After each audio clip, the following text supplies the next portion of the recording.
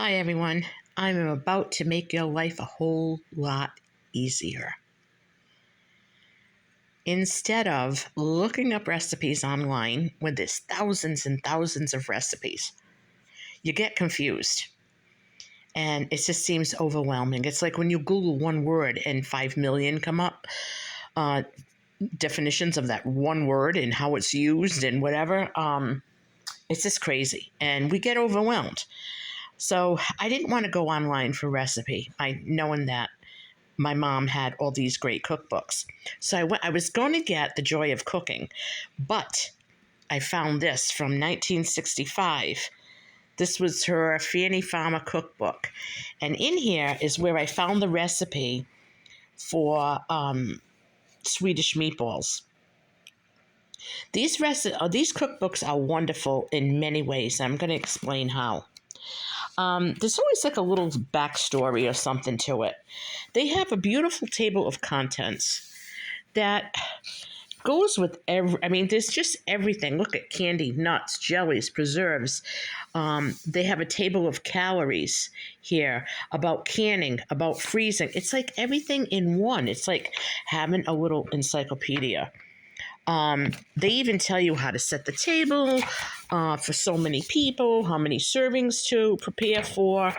It's just great. And you know what? The recipes are so simple. And even though everything was homemade and made from scratch back in the day when I was growing up, it was simple. I mean, it wasn't a big deal. I think that with cable and all the cooking shows that came out in the 90s and the early 2000s, people just started going nuts with trying to outdo every meal they make with the previous meal that they made. And especially when guests come, people just tend to go crazy trying to create.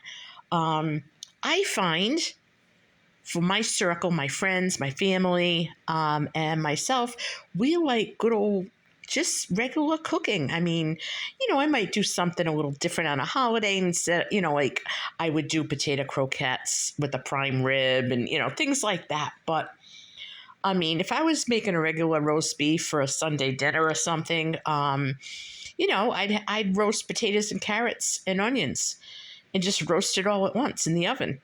I mean, that's a great meal. So why are we knocking ourselves out with all these different ingredients?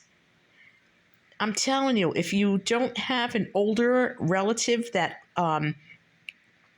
you're able to contact, or if to see if they have any of these cookbooks that they're not using, I think they'd be thrilled to hand it down to someone.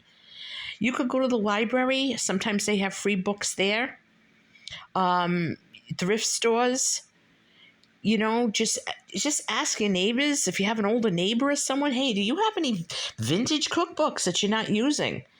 I think we need to stop relying on Google and Pinterest and for all kinds of recipes and things. We can do this ourselves. Our moms did it. Our grandmoms did it. I mean, this is so simple. They're delicious. They're homemade meals. And I think that the less ingredients you need, obviously, the less your grocery bill is going to be.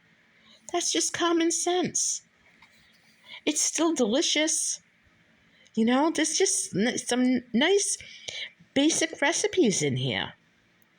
Look at open blueberry pie, apple cranberry raisin pie, just nice things. Just, I don't know. It's just so nice. I love my mom's cookbooks. I am so glad I didn't let my father throw them away like 20 years ago when he was having a yard sale. I just went out, snatched them and said, no, I'll take them. And I didn't let him sell them. Thank God, because I'm going to start using them again. So if you're going to eat cookbooks out there, hang on to them. And I don't mean new ones. I mean old-fashioned ones. Go get a vintage cookbook. You'll be surprised what you can find.